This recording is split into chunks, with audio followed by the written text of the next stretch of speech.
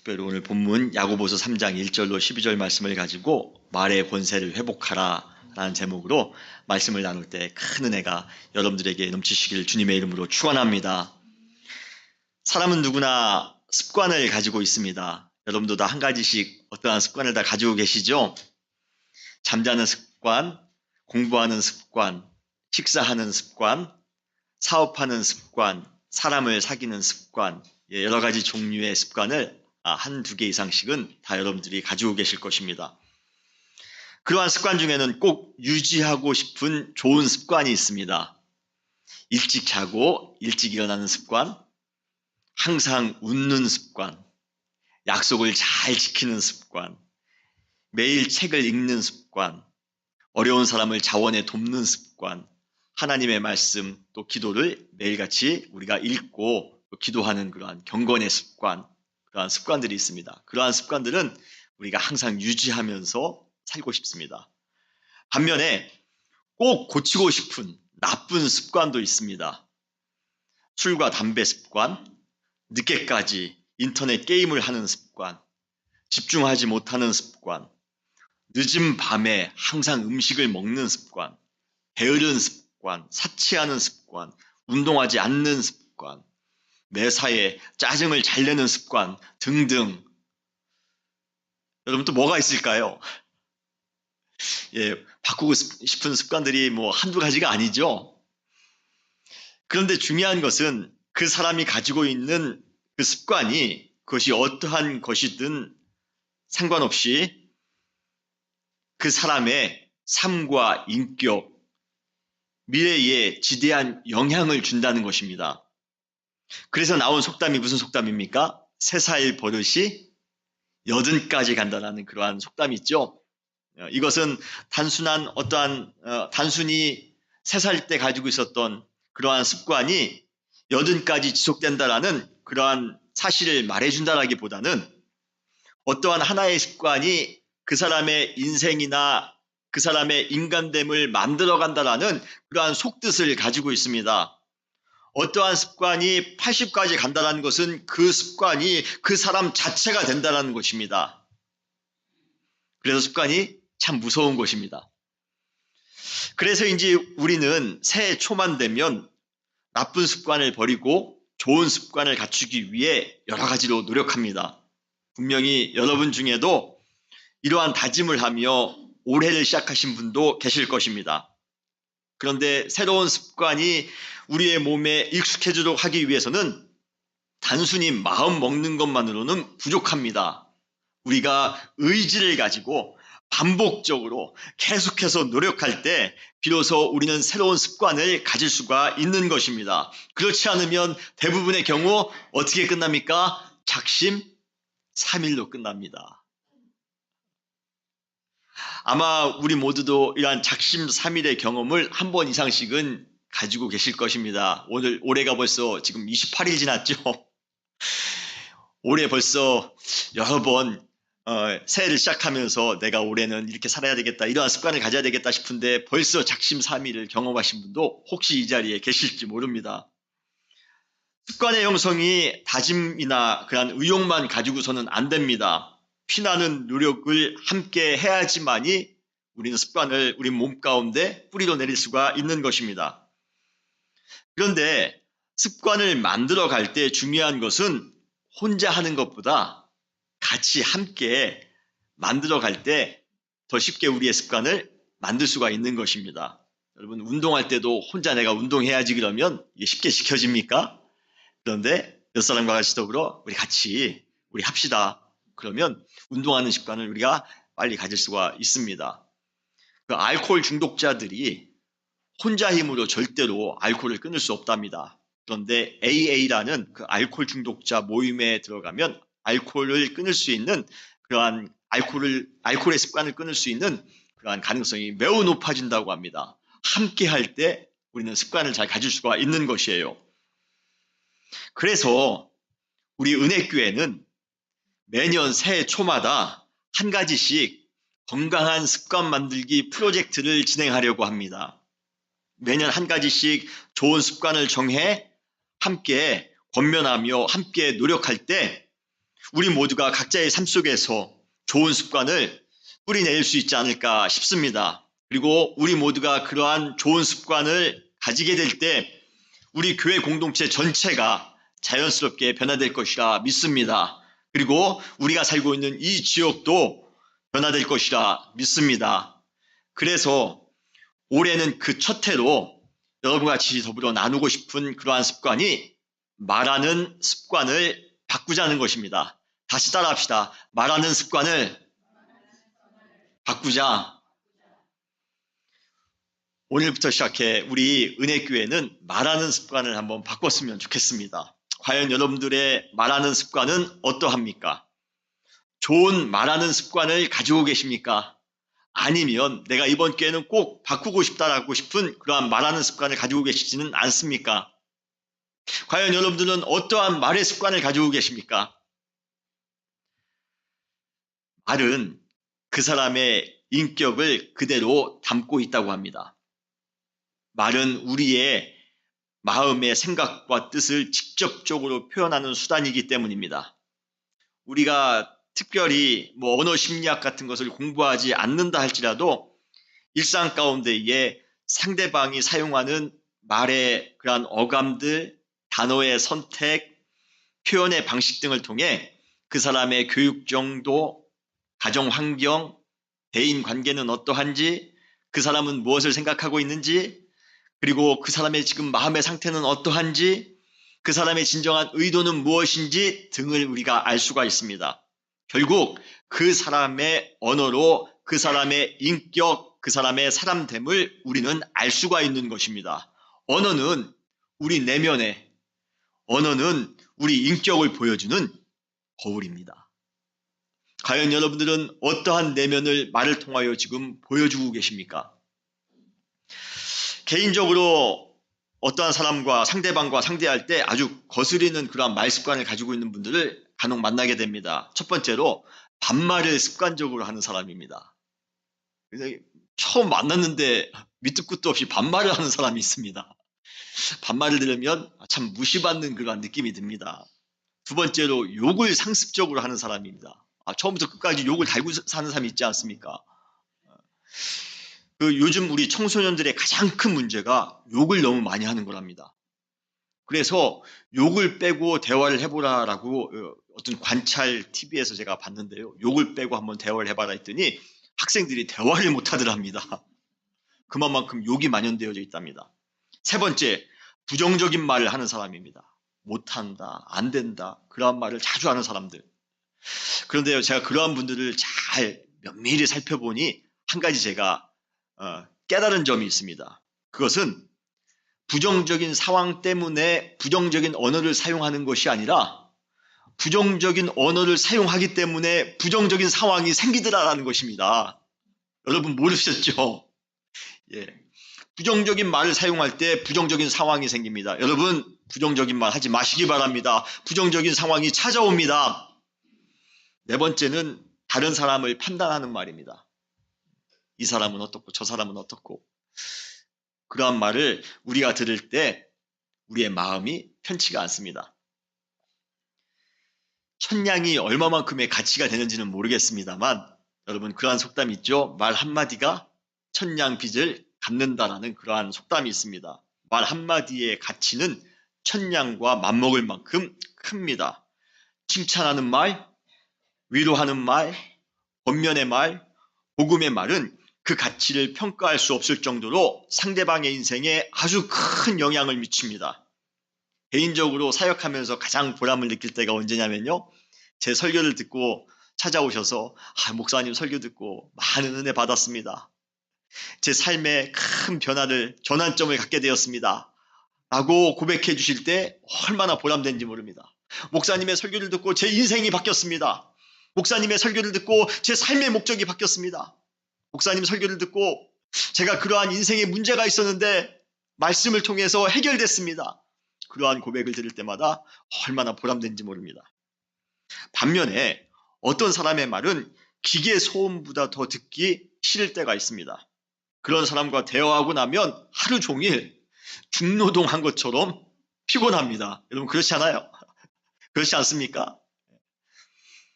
더 심각한 것은 그러한 말들이 개인적인 차원의 어려움을 주는 것으로 끝나는 것이 아니라 공동체 전체를 큰 위기에 빠뜨릴 수도 있다라는 것입니다. 여러분, 교회가 분열되는 그런 이유가 뭐 서로 크게 쌍욕을 하면서 싸웠기 때문에, 아니면 돈을 뭐 몇백억 몇십억을 띄어 먹었기 때문에 교회가 분열되는 경우는 그렇게 많지 않습니다. 그런 일이 잘 생기지도 않습니다. 교회가 분열되는 그러한 이유는 너무 간단합니다. 말 몇 마디 때문에 교회가 완전히 초토화됩니다. 말 몇 마디 때문에 수많은 상처가 넘칩니다. 그 말 몇 마디 때문에 참지 못하고 우리가 말한 그런 말 몇 마디 때문에 상처받고 어려움을 당하고, 그래서 교회가 안타깝게 갈라지더라는 것입니다. 과연 우리는 어떠한 말을 여러분들은 사용하고 계십니까? 사람들에게 큰 위로와 힘을 주는 그러한 언어를 사용하고 계십니까? 아니면 사람들에게 정말 소음만도 못한 피곤함만 주는 그러한 언어를 사용하고 있습니까? 여러분의 말을 통하여 다른 사람을 살리고 있습니까? 여러분의 말을 통하여 다른 사람을 지금 죽이고 있습니까? 동영상 하나 볼까요? 요즘 매주마다 제가 사실은 한 달에 한 번씩만 보여드려야지 그랬는데 요즘은 매주마다 제가 동영상을 보여드리네요. 한 7, 8년 전에 했던 그러한 실험 영상입니다. MBC 뉴스데스크에서 좋은 말을 사용하자라는 그러한 프로젝트를 가지고 만들었던 영상인데, 아마 여러분도 많이 이 영상을 보셨을 겁니다.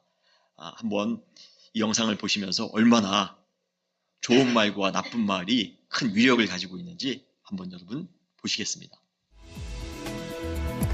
여러분은 오늘 어떤 말을 가장 많이 하셨나요? 매일같이 쉴 새 없이 말을 하는데 뭘 그런 것까지 신경 쓰느냐고요? 글쎄요, 과연 그럴까요? 무심코 내뱉은 말 한마디 속에 엄청난 비밀이 숨어 있습니다. 실험 다큐 말의 힘, 자, 이제부터 시작합니다.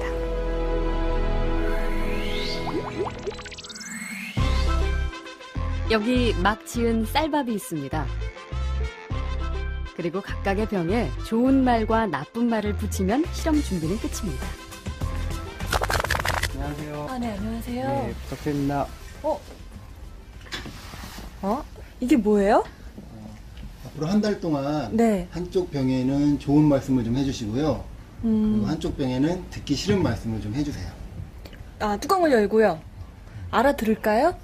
고맙습니다. 예쁘다. 냄새 날 것 같아. 짜증나. 미워.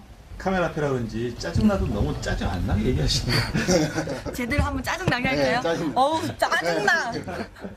힘들어요. 이런 말 못하는데. 고맙습니다. 짜증나. 감사합니다. 짜증나. 예쁘다. 아유, 짜증나. MBC 아나운서실과 일반 사무실 모두 5곳에 전달했는데요. 4주 후 과연 어떤 변화가 생길지 함께 기다려볼까요? 4주 후. 안녕하세요. 맡긴 물건 찾아왔습니다. 맡기신 물건이요? 이거죠? 그리고 여기요.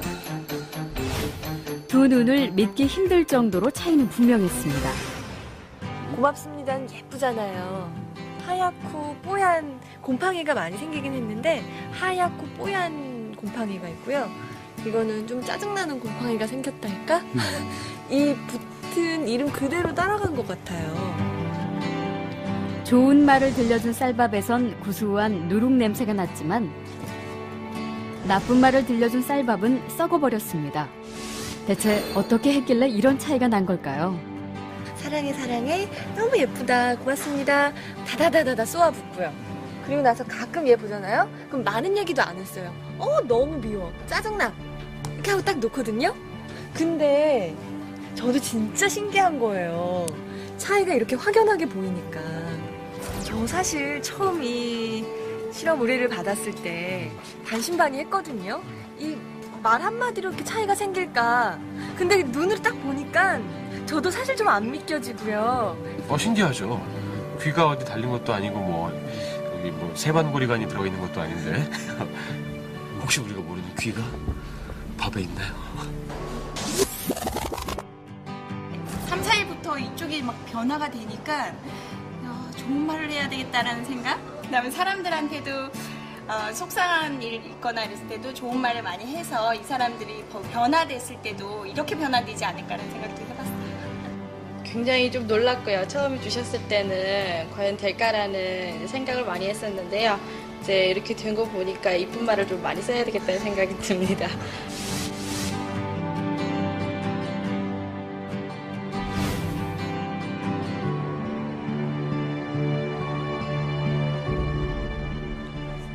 밥풀이 한 달 동안 겪은 일을 기록한 사진인데요. 그 결과가 바로 여기 있습니다. 단지 좋은 말과 나쁜 말을 들려줬을 뿐인데 보이시죠? 이렇게 색깔이 확연하게 구분될 정도로 다르게 변해버렸습니다. 이게 만약 밥풀이 아니고 우리의 가족이나 친구 혹은 직장 동료였다면 어땠을까요?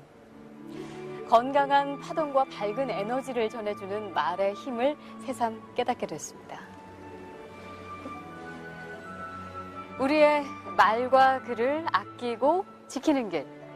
그 시작은 배설하는 말이 아닌 배려하는 말, 또 어렵고 난해한 글이 아닌 쉽고 편한 글을 쓰려는 노력에서부터 출발한 건 어떨까요? 저부터 한번 실천해보죠.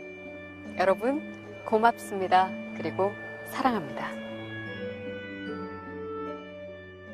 마지막 멘트가 참 충격적이죠. 저것이 밥이 아니라 나의 사랑하는 가족이나 나의 사랑하는 성도님들, 나의 사랑하는 이웃이었다라면 어떨까? 여러분, 그런데도 여러분 우리가 아직까지도 날이 돋은 그러한 말의 습관을 가지고 살 수가 있겠습니까? 우리가 어떠한 말을 가지고 살아야 될 것인지 우리에게 큰 지혜를 주는, 도전을 주는 그러한 영상이 아니었나 싶습니다. 통신의 발달이 현저하게 발전하면서 현대 시대만큼 언어의 소통이 활발한 때도 없습니다. 스마트폰과 인터넷이 발달되면서 소통에 있어 공간적인 제약은 거의 없어지다시피 했습니다. 과거에 여러분 여기 미국에 오래 사신 분들은 기억하시죠? 한국에 오래전에 전화하려면 그 전화 비용이 얼마나 많이 듭니까? 저도 한 30여 년 전에 미국에 방문한 적이 있는데 그때 어느 미국 가정에 민박을 했습니다. 부모님께 좀 잘 있다라고 전화를 드려야 되는데 미국 가정에서 전화를 드릴 수가 없기 때문에 전화를 이제 수신자 부담이라고 하죠. 컬렉트 콜이라고 했는데 그 당시에는 그래서 전화를 했는데 부모님이 얼마나 오랜만에 한 달 만에 자식 목소리 들으니 얼마나 좋습니까? 그런데도 야 빨리 용건만 말하고 끊어. 예, 왜 이렇게 일찍 끊으려고 하시나? 그 다음에 가서 봤더니 3분밖에 통화 안 했는데 그 당시에 6,000원, 7,000원 이렇게 나왔더라고요. 그런데 지금은 마음만 먹으면 하루에도 여러 번씩 그것도 공짜로 한국에 있는 분들과 통화할 수가 있습니다. 인터넷을 통해 정부 기관이든 대기업이든 연예인이든 상관없이 나의 의견을 자유롭게 표현할 수가 있습니다. 그러나 이렇게 언어를 통한 소통의 기회가 급속도로 넓어진 만큼 잘못된 언어의 사용으로 인한 큰 피해와 어려움도 아주 많이 늘어나고 있습니다. 잘못된 말 아니면 말고식의 말 그러한 것을 툭 뱉어서 정부와 기업의 이미지에 아주 치명적인 손해를 끼치는 경우가 있습니다. 상처 주는 말, 댓글을 통해 상처를 받고 자살한 연예인도 우리 주변에 있습니다. 여러분, 현대인의 직업 중에서 가장 고달픈 직업이 무엇일까? 라고 저에게 물으신다면 어쩌면 저는 이 감성 노동자들이 아닐까 싶습니다. 제품 홍보나 고객 상담할 때 그들은 언어 폭력에 그대로 노출되어져 있습니다. 어느 고객 상담 안내원이 제가 인터뷰하는 것을 들었는데 본인이 20년 동안 들었던 욕보다 첫 번째 날 출근해서 그 한 날 들은 욕이 더 많다고 합니다. 그래서 그 첫 번째 날 이후에 내가 과연 이 직업을 계속 해야 될 것인가 고민했다는 그러한 제가 인터뷰를 들은 적이 있습니다. 비인격적인 언어, 부정적인 언어, 폭력적인 언어는 우리 개인을 황폐하게 할 뿐 아니라 사회마저도 병들게 할 수 있습니다. 그러므로 개인의 잘못된 언어 습관을 바르게 고치는 것은 개인을 넘어 공동체 전체가 건강하게 될 수 있는 길임을 믿습니다. 그러므로 올해 올바른 언어, 올바른 말의 습관을 가지기 위해 우리 모두가 노력하시기를 주님의 이름으로 축원합니다. 올바른 언어를 사용할 때 여러분의 가정이, 올바른 언어를 사용할 때 우리의 교회가, 여러분의 직장이, 여러분의 학교가 변화될 수 있으며 궁극적으로는 나 자신이 변화될 수 있음을 여러분 믿으시길 바랍니다. 성서적으로 말은 매우 중요한 의미를 가지고 있습니다. 바로 말에는 특별한 권위가 있기 때문에 그렇습니다. 요한복음 1장 1절에 보면 이렇게 선언합니다. 태초에 말씀이 계시니라. 이 말씀이 하나님과 함께 계셨으니 이 말씀은 곧 하나님이시라. 문맥상 이 구절에 나오는 말씀은 예수님을 의미합니다.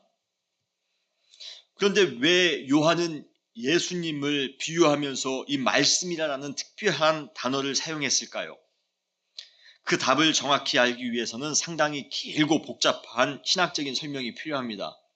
그런데 그것을 지금 말씀드릴 수는 없고요. 그러나 여기서 우리가 가장 단순하게 아주 직감적으로 말씀을 드릴 수 있는 것은 말씀이 예수님을 의미할 만큼 말씀, 언어 안에 영적 권위, 영적 능력이 있다는 것입니다. 예, 그래서 이 구절이 딱 맞는 말씀입니다. 말씀은 곧 하나님이십니다.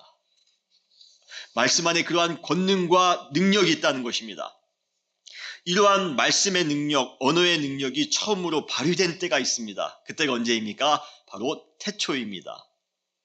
창세기에 보면 태초에 하나님께서 천지를 무엇으로 창조하십니까? 말씀으로 창조하십니다. 하나님께서 말씀을 선포하실 때 모든 천지가 말씀 그대로 창조되어졌습니다. 하나님께서 가라사대, 하나님께서 말씀하시되 하니 그대로 되니라. 창세기 1장에 보면 여러 번 반복해서 그러한 구절이 나오고 있습니다. 이것이 바로 언어의 능력입니다. 하나님께서는 마음 가운데 생각한 것을 언어로 말씀하실 때 그 언어가 현실이 되었습니다. 이 얼마나 신비한 언어의 능력입니까? 언어에는 기본적으로 그러한 신비한 능력이 있습니다. 말한 대로 되어지는 능력입니다. 여러분들이 사랑한다고 하면 사랑한다라는 그 말대로 그러한 마음이 생깁니다. 여러분들이 저주하면 저주하는 말대로 상대방이 그렇게 됩니다.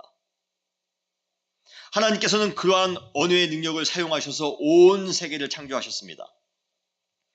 그런데 감사한 것은 하나님께서 인간을 하나님의 형상으로 창조하시면서 그분께서 가지고 계셨던 그 말씀의 권세를 우리 인간에게도 주셨습니다. 여러분 믿으십니까? 하나님의 형상은 우리 어떤 외적인 모습은 아닐 겁니다. 하나님이 어쩌면 저처럼 생기지는 않으셨을 것이에요. 하나님의 형상은 하나님의 성품과 하나님의 능력을 모두 포함합니다.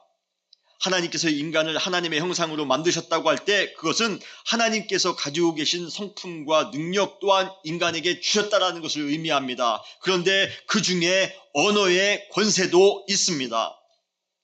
하나님께서는 그분의 언어의 권세를 우리 인간에게도 형상으로 주셨습니다. 여러분 이것이 바로 우리 인간에게 주어진 가장 큰 축복임을 믿으시길 바랍니다. 하나님께서 인간을 창조하신 후에 제일 먼저 우리 인간에게 주신 업무가 있습니다. 잡이 있습니다. 그 잡이 무엇이죠? 이름을 지어주는 것입니다. 생물들에게 이름을 지어주는 것입니다. 한마디로 말해 말의 권세를 한번 practice, 실천해보라는 것입니다. 아담이 하나님께서 주신 말의 권세를 가지고 어떤 생명을 일컬는 순간 그 생명의 이름이 되었습니다. 여러분 이름이 생기는 순간 그 이름에 걸맞는 의미 있는 존재, 의미 있는 생물이 되었다는 것입니다. 김춘수 시인의 꽃이라는 그러한 시를 여러분 다 아실 겁니다. 내가 그의 이름을 불러주기 전에는 그는 다만 하나의 몸짓에 지나지 않았다. 내가 그에게 말의 권세를 행하기 전에는 아무런 의미가 없었다라는 뜻입니다. 그러나 내가 그의 이름을 불러주었을 때, 내가 그에게 말의 권세를 행할 때에 그는 내게로 와 꽃이 되었다. 의미가 되었다는 것입니다. 우리가 언어의 권세를 행사하지 않는다면 이 세상에 아무리 귀중한 것이라 할지라도 아무것도 아닌 존재가 될 수 있습니다. 반대로 우리가 언어의 권세를 행할 때에 이 세상에 가장 천한 것이라 할지라도 의미 있는 존재가 될 수 있습니다. 이것이 바로 언어의 권세입니다. 말의 능력입니다. 이렇게 인간의 언어는 능력이 있기에 이 세상의 모든 창조물들을 질서 있게 다스리는 도구가 되었으며 궁극적으로 하나님을 찬양하는 중요한 도구가 되었습니다. 우리가 사용하는 언어에 이러한 큰 능력과 권세가 있는 줄 여러분 믿으시길 바랍니다. 그러나 문제는 무엇입니까? 우리가 그러한 말의 권세를 제대로 행하지 못하며 살아가고 있다는 것입니다. 하나님이 우리에게 그 어마어마한 말의 권세를 주셨는데 우리는 그 권세를 제대로 행사하며 살아가지 못합니다. 그 가장 큰 이유가 무엇입니까? 죄로 인해 우리 안에 하나님의 형상이 완전히 파괴되어졌기 때문입니다. 인간이 죄를 범한 이후 우리의 언어는 파괴적이며 이간질하는 도구로 그리고 불평하며 험담하는 도구로 전락되었습니다. 역사 이래로 모든 인간관계의 문제는 대부분 그 크기에 상관없이 잘못된 언어 사용으로부터 비롯되어졌습니다. 우리는 언어로 다른 사람을 고통스럽게 했습니다. 우리는 거친 말을 통해 다른 사람의 삶의 의미를 꺾어 놓을 때도 있었습니다. 다른 사람들뿐만 아니라 잘못된 언어 습관을 가지고 살아가는 그 자기 자신도 사실상 언어 사용의 가장 큰 피해자입니다. 그래서 야고보는 타락한 언어를 습관적으로 사용하는 사람들을 향해 이렇게 신랄하게 비판하고 있습니다. 오늘 본문 야고보서 3장 6절입니다. 혀는 곧 불이요 불의의 세계라. 혀는 우리 지체 중에서 온 몸을 더럽히고 생의 바퀴를 불사르나니 그 사르는 것이 지옥불에서 나느니라. 말의 권세를 가지고 말의 능력을 가지고 주님께서 창조하신 모든 세상을 의미 있게 다스려야 하건만 오히려 우리는 그 혀의 권세를 가지고 우리 몸을 더럽힐 뿐만 아니라 생의 바퀴를 지옥불처럼 사르고 있으니 이 어찌 한탄하지 않을 수 있겠습니까? 우리 인생을 파괴시키는 주범은 바로 혀입니다. 우리 인생을 파괴시키는 가장 큰 범죄자는 바로 말입니다. 우리가 행하는 말입니다. 우리의 인생은 혀에서 나오는 말의 열매로 결정되어집니다. 그래서 잠언은 우리에게 이렇게 가르쳐 주십니다. 잠언 18장 20절 21절에 사람은 입에서 나오는 열매로 말미암아 배부르게 되나니 곧 그의 입술에서 나는 것으로 말미암아 만족하게 되느니라. 죽고 사는 것이 혀의 열매에 달렸으니 혀를 쓰기 좋아하는 자는 혀의 열매를 먹으리라. 과연 우리는 어떠한 언어의 열매를 맺으며 살아가고 계십니까? 썩어 먹는 것은 고사하고 정말 이상한 더러운 냄새로 정말 냄새를 맡을 수도 없는 그러한 열매를 여러분들이 맺고 살아가고 계시지 않습니까? 아니면 단물이 넘치는 정말 먹음직스러운 많은 사람들에게 큰 인기를 끄는 아름다운 복된 열매를 맺으며 살아가십니까? 과연 여러분들의 열매는 어떠한 열매입니까? 혀의 이러한 파괴성에도 불구하고 더 심각한 문제가 있습니다. 그 문제는 무엇입니까? 그 혀를 길들일 사람이 없다는 것입니다. 오늘 본문 야고보서 3장 7절로 8절에 보면 모든 종류의 짐승과 새며 벌레와 햇물은 다 길들므로 사람에게 길들었거니와 혀는 능히 길들일 사람이 없나니 쉬지 아니하는 악이요 죽이는 독이 가득한 것이라. 타락한 인간이 자신의 의지로 말의 권세를 회복할 수 있는 능력이 없습니다. 계속 우리의 혀는 파괴적인 기기가 되어 다른 사람과 자신을 죽이는 역할을 하게 될 뿐입니다. 인간들이 서로 계속해서 말로 미움과 적대감을 표시하고 계속해서 말로 인해 상처와 고통을 주고받으면서 우리 인간의 공동체는 만신창이가 되어져 갈 것입니다. 그러한 대표적인 공동체가 성경에 나옵니다. 어디입니까? 바로 도시 바벨입니다. 말로 인해서 고통을 받은 도시, 서로 열심히 대화하지만 서로 전혀 알아들을 수가 없습니다. 그리고 서로 반목합니다. 서로 미워합니다. 그리고 결국에서는 서로 뿔뿔이 흩어졌던 그 비극의 도시 바벨. 혹시 우리 시대가 그 도시를 또 한번 재현하지는 않을까 너무 두렵습니다.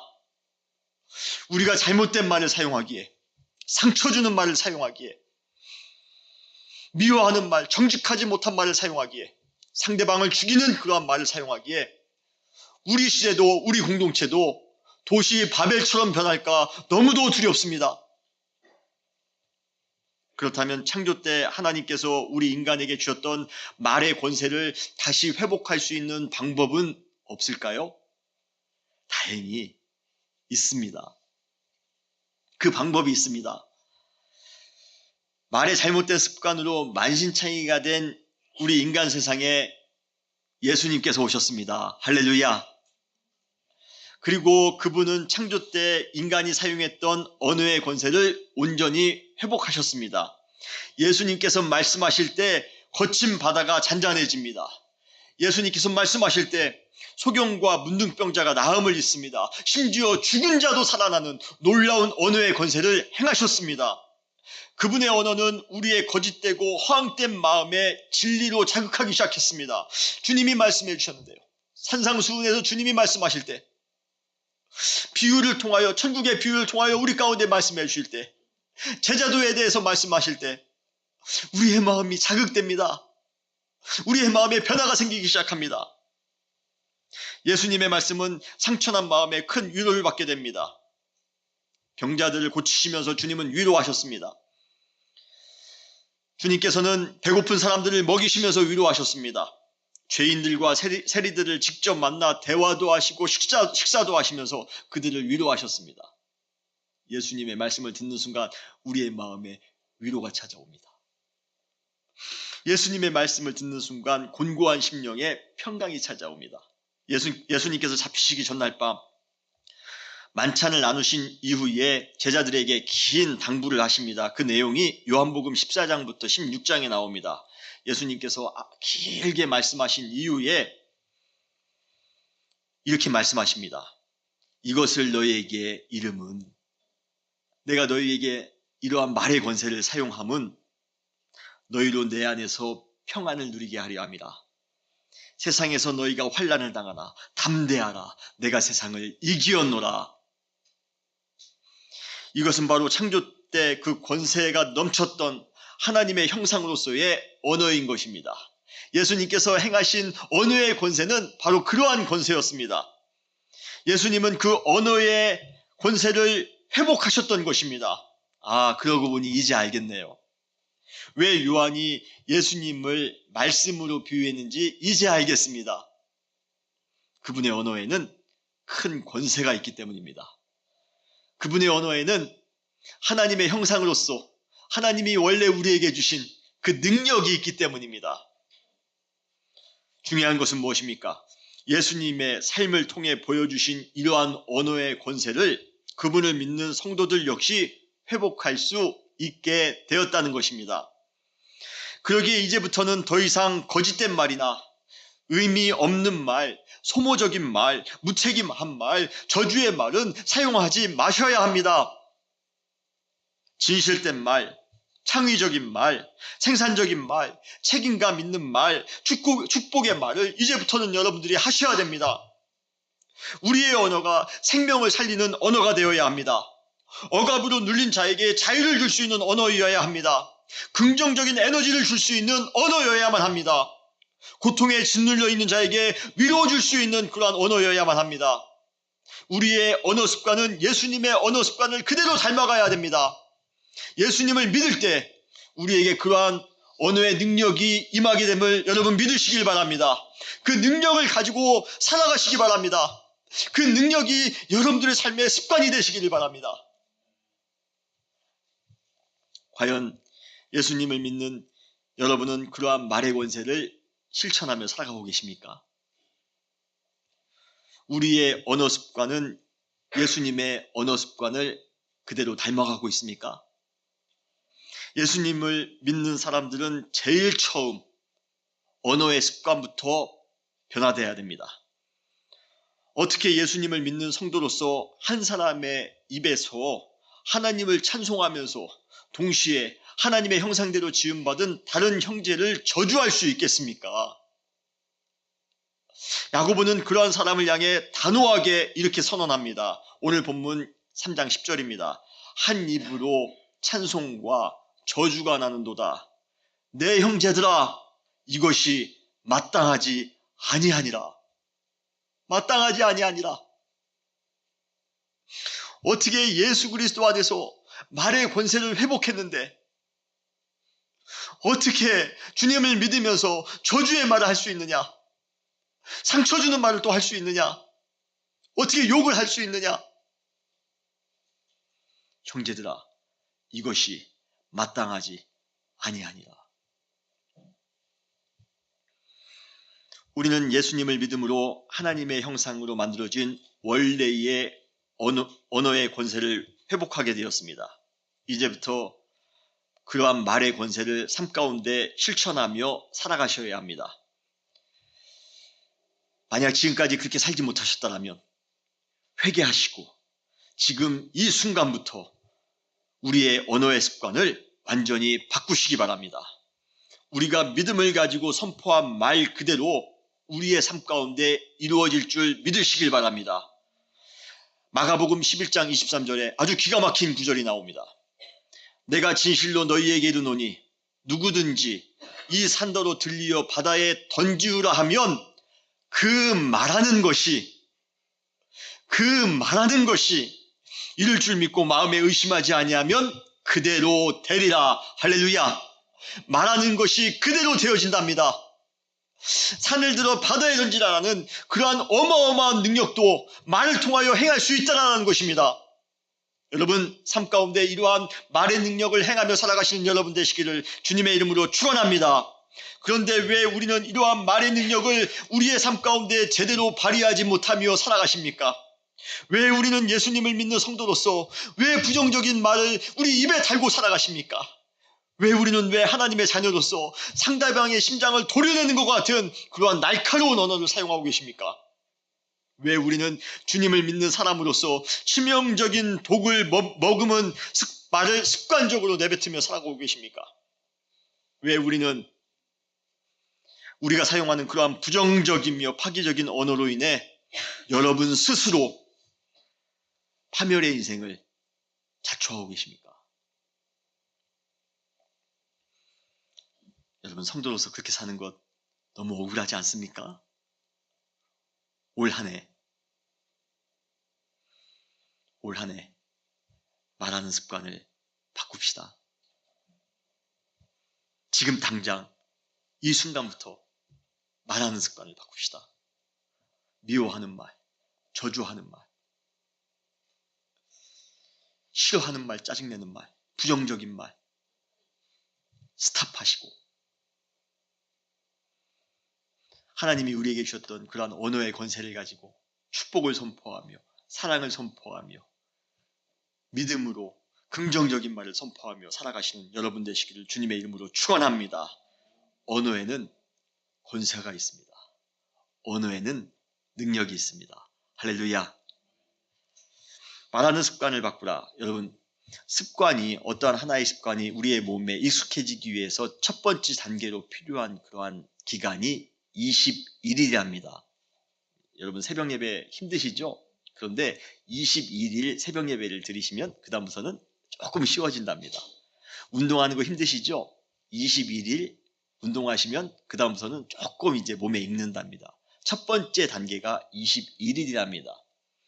그래서 21일 습관 바꾸기 전략 프로젝트를 오늘부터 실시하겠습니다. 여러분, 주부에 보시면 여러분들에게 다 나눠드린 그런 표가 있습니다. 말 사용 습관표라는 것입니다. 그 표에 보시면 부정적인 말 안 하기, 험담과 비판 안 하기, 믿음의 말 사용하기, 사랑의 말 사용하기, 축복의 말 사용하기, 기도와 권면하기. 그래서 오늘부터 시작해 17일까지 2월 17일까지 21일간 여러분의 언어 습관을 스스로 셀프 체크하는 것입니다. 그래서 오늘 부정적인 말을 안 하셨으면 동그라미를 치시면 됩니다. 사용하셨으면 가일표를 하시면 됩니다. 할 말은 하시고 안 할 말은 안 하시면 됩니다. 그렇게 해서 여러분 스스로 혹시 혼자 하기 뭐 하시면 여러분 부부 사이에 아니면 여러분 가족과 더불어 아니면 목사님 저는 목사님의 도움이 필요합니다. 그러면 저랑 같이 하셔도 좋습니다. 우리 청년들은 금요일마다 제가 검사할 겁니다. 청년 모임에. 예. 우리 청년들이 굉장히 고민을 많이 하더라고요. 말 사용 습관 때문에. 그래서 여러분들이 한번 뭐 좀 유치한 것처럼 느껴질지는 모르지만 그래도 한번 순종하는 마음으로 체크를 한번 해보시길 바랍니다. 그래서 내가 이번에만큼은 내가 올바른 언어 습관을 사용하며 살아가야 되겠다. 꼭 좋은 말하는 습관을 가지시는 여러분 되시기를 주님의 이름으로 축원합니다. 다시 기도하시겠습니다.